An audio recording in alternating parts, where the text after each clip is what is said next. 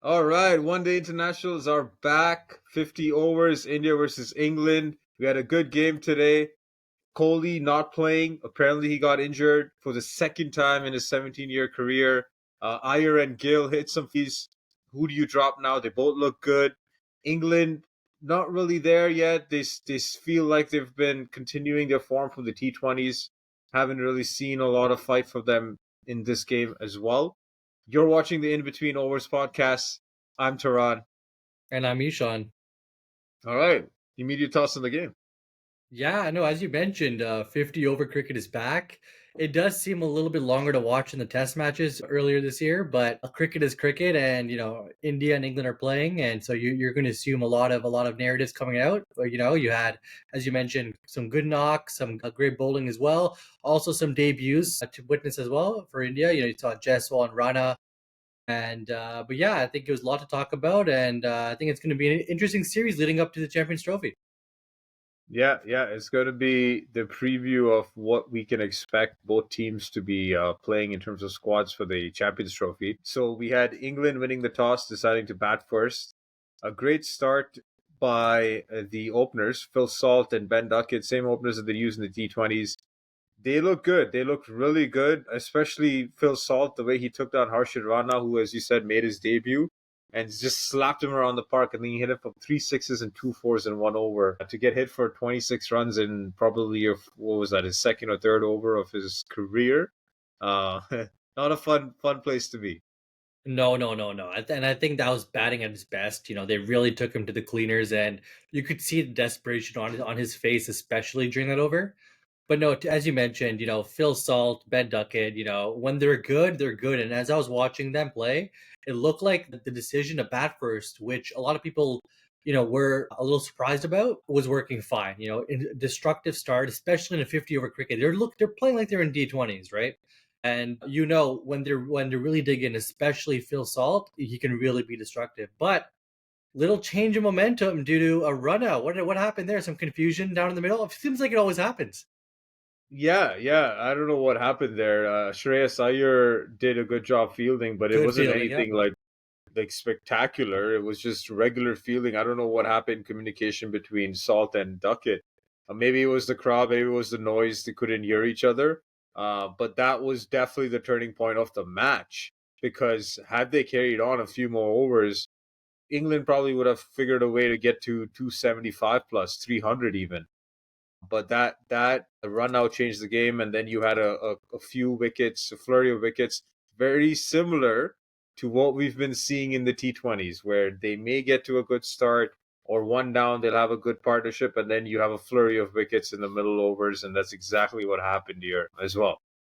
Yeah, yeah, I think we all wanted to see Joe Root play back in India.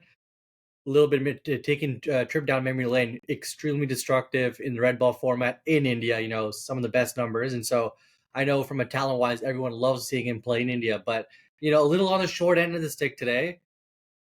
Jadeja, we can talk about him at the end in terms of bowlers, but some great bowling from his end, and then Harshit Rana with as we mentioned the wicket of Ben Duckett and Harry Brook, for a duck again. Not a good tour of India for him. Yeah, the smog seems to still be following Harry Brook. But yeah, Jadeja was phenomenal today.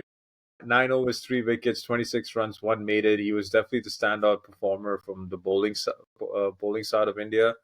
And Harshit Rana, we talked about him getting slapped, but if you take out that 26 runs from his total spell, the rest of his overs, he's given what is that, 27 runs and taken 3 wickets from the other 6 overs that he bowled and bowled a maiden. So pretty good debut, I would say, for Harshit Rana. It looks like his pace is troubling England's batsmen, Hmm. especially when he bowls that shorter length. And I think that's why India like him, and that's probably why he played in Australia too. And was chosen first amongst the other bowlers that they took, because I think they see something in him, and I think it's that raw pace that he has, and hopefully he can continue bowling that rapid pace because he's able to click 150s. Yeah, and like on the topic of Harsha Rana, I think because of Siraj's absence, Hmm. especially looking at the Champions Trophy up ahead, you do need some quicks in the middle to get you over to get you some wickets. And I think Harshit Rana is one of those bowlers who can potentially be getting those wickets. He'll get slapped around, but he'll get those wickets as well. And I think India, especially from the middle overs, looking at again keeping it one eye on the Champions Trophy. You have potentially a Bumrah coming back, and you have Arshdeep, to really, take the new ball in the opening overs.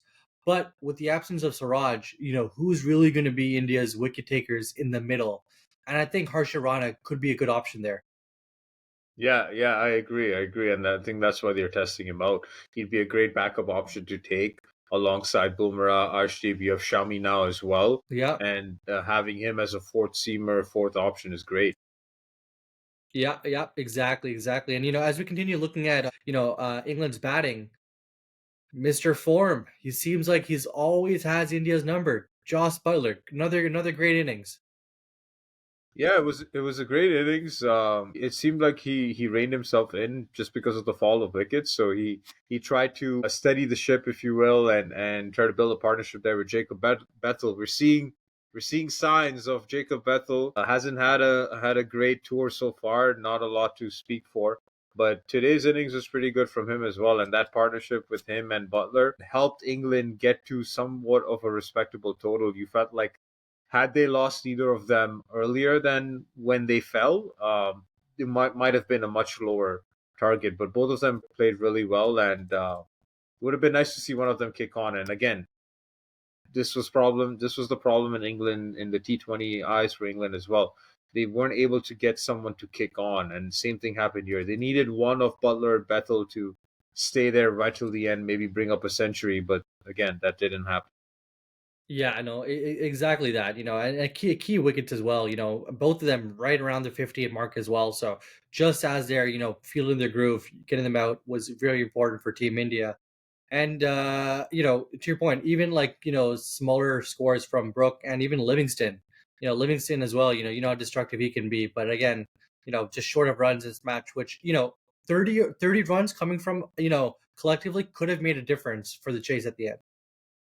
Yeah, absolutely, absolutely. You felt like England needed to get to 300 to put some pressure on India.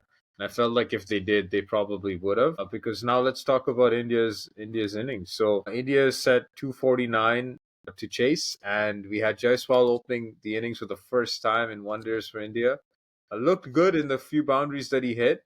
But Jafra Archer, had a great opening spell, and that wicket was such a test match wicket. Classic wicket, and there was also a lot of plays and misses from Archer's bowling, and I feel like when he's in the groove and he comes in like so softly, but his pace is perfect, line and length are perfect. It's a great to witness, and he did have the number on Jesswell in the moment. Some great boundaries from him, and arguably a lot of people do say that this could be his best format.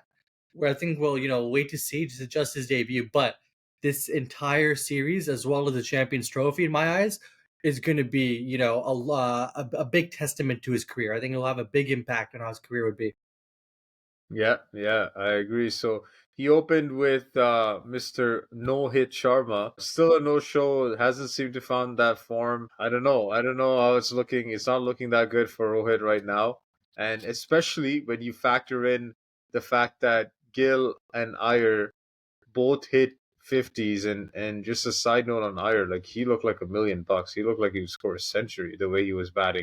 Some of the shots were amazing. No, no, no. And before I get to Iyer, just to comment on Rohit Sharma, you felt like his form was just lost in the red ball matches, but now even in the white ball, and that's really it's very unlike him. Again, it's just one innings, and we all know how destructive he could be. We always say that, and he is obviously leading India into the Champions Trophy. So we just hope that he regains his form, and he does that very soon.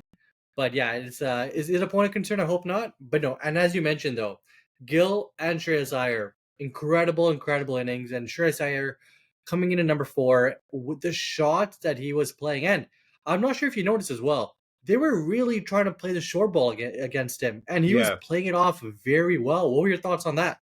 Yeah, it seemed like he did his homework.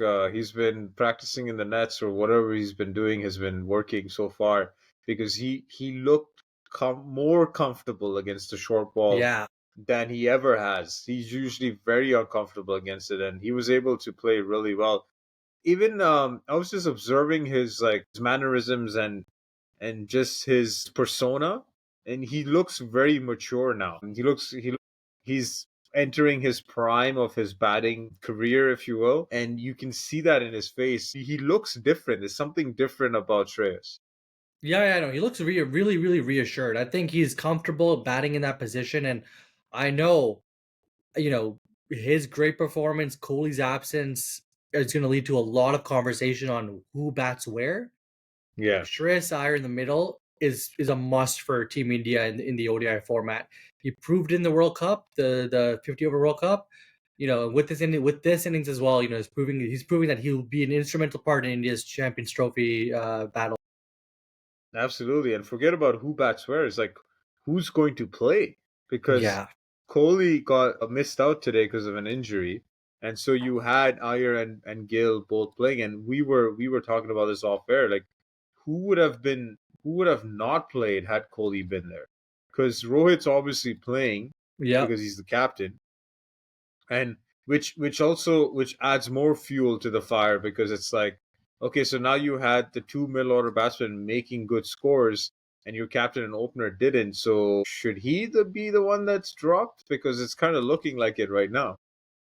Yeah, will they pull what they did in Australia, dropping the captain, pushing up, maybe KL Rahul opening? I don't know if I feel like KL Rahul will do anything for Team India. Yeah, and then boom, everything falls into place. But no, it'll be really tricky. Do you put where do you put Gill? Because Kohli is usually number three. You put Kohli Yeah. as number three, then what? You put Gill at four, and you put Shreyas at five.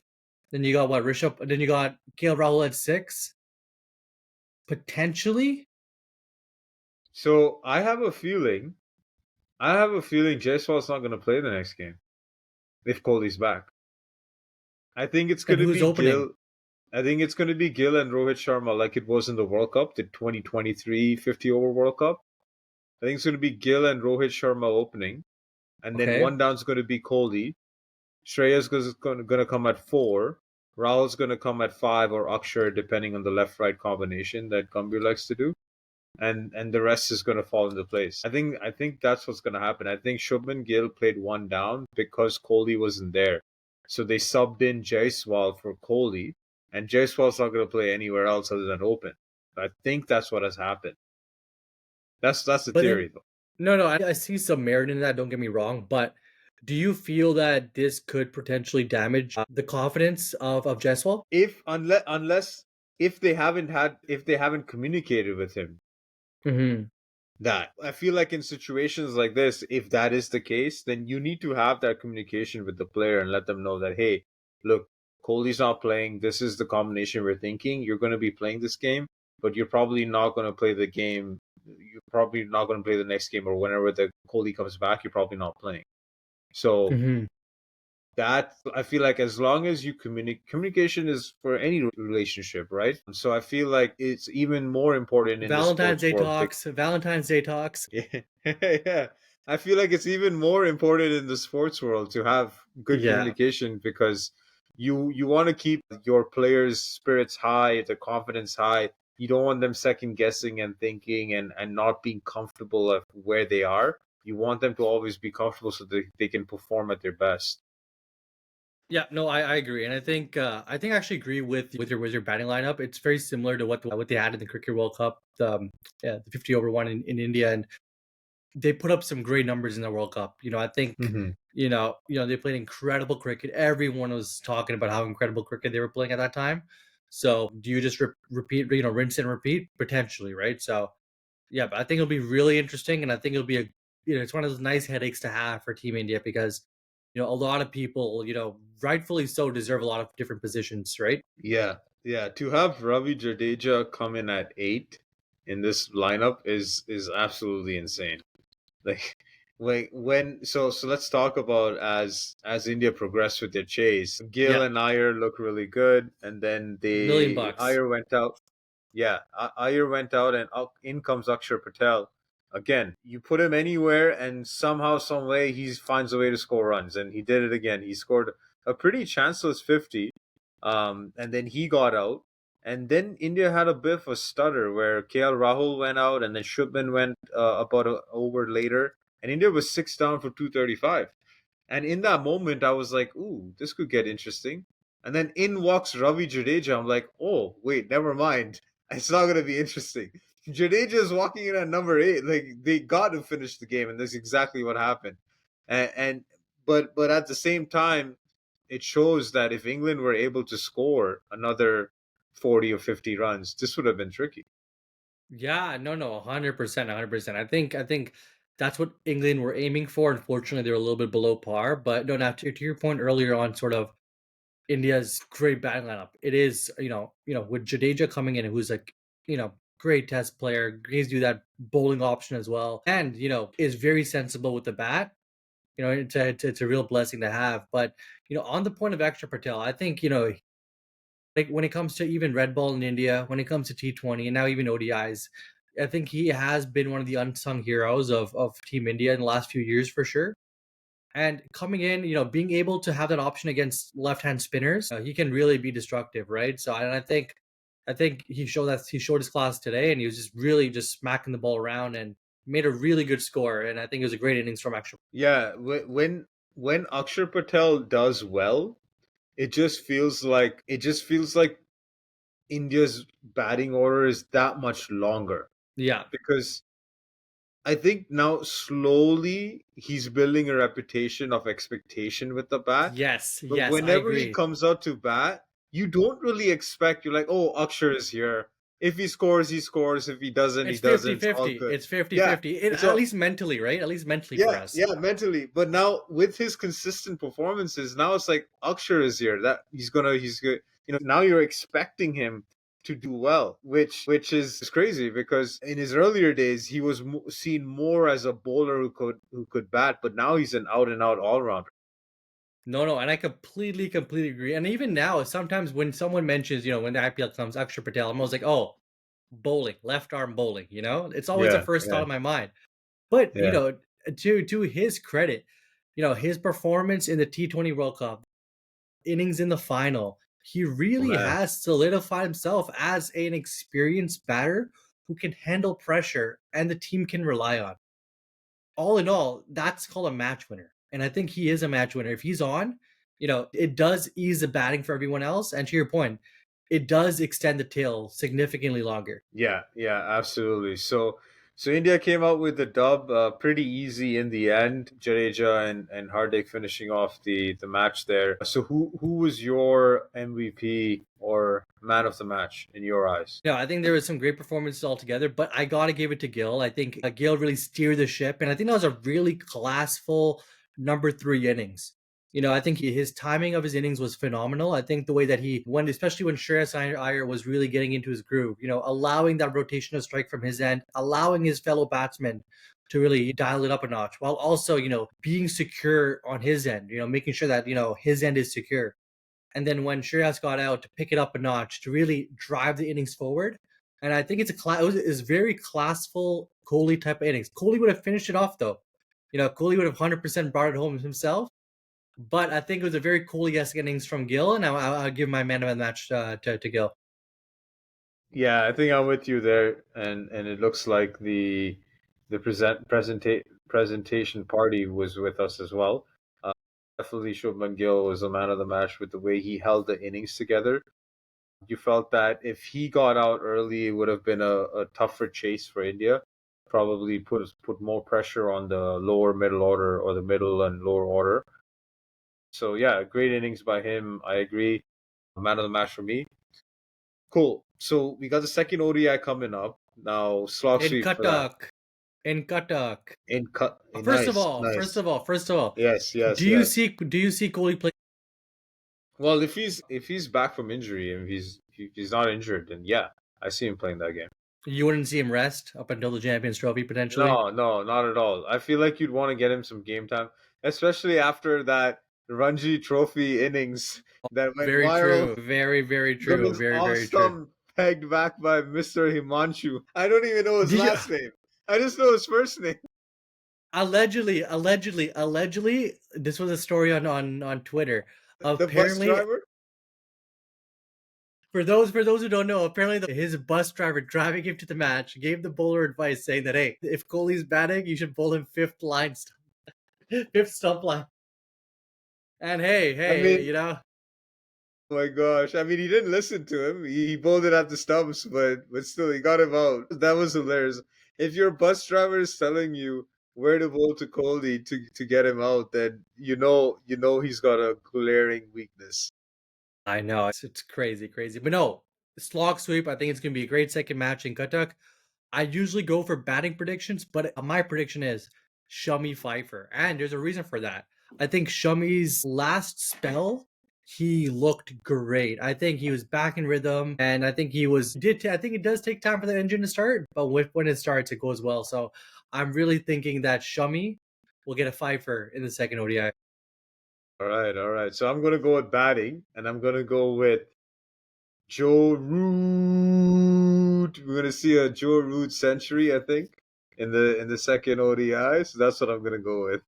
Okay, okay. No, hey, hey, hey. I would actually I love to see that. I want to see how India handles that situation. So very interesting, very Yeah, interesting. I think it's gonna be a good match. yeah, it's good. I hope it's gonna be a good match. Again, I would love to see England pull off a victory so that it can make it an exciting series. Yeah. But yeah, we'll have to wait and see. We'll bring it all to you once the match is done. Until then, that stumps. And don't forget to like and subscribe.